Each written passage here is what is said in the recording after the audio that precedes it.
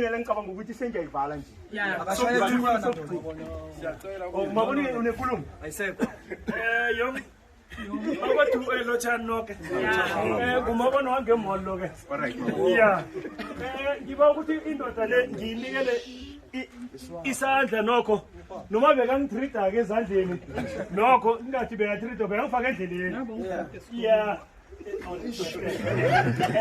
Babushabalala ngiba ukuthi ngoba mina ngimntu onesikolo kuhle kuhle ngithi ngithokoze to bring the people.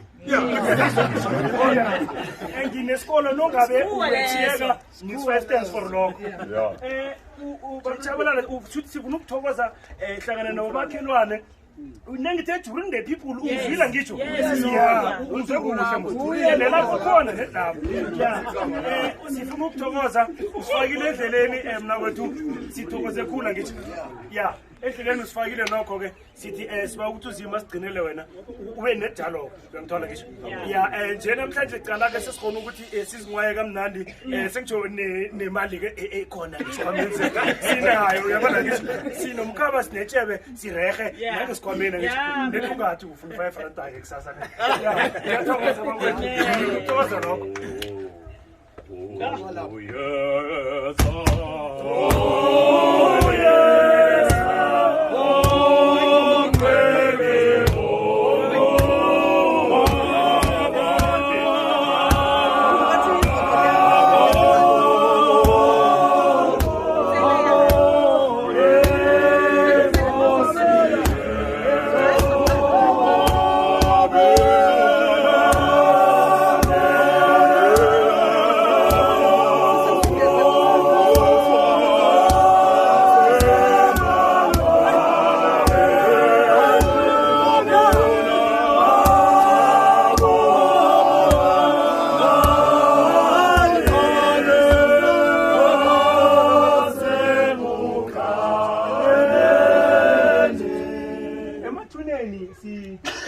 konzo yokuthokoza leyo yabona bathokoza uzwene bekhaya bathi nijike ngekhaya nisela amanzi so nala sizofika kuleyo konzo leyo sicele umabona unumber 1 wala yasEkangala ukhulume community yala ngoba izinto ngizo ezazi kuhle kuhle ukuthi sikhuluma ngani umchiso lo waziwa ngibo so mabona ke sise wena besimbiza ngo-Opa Machiyana ahlala ngale estradini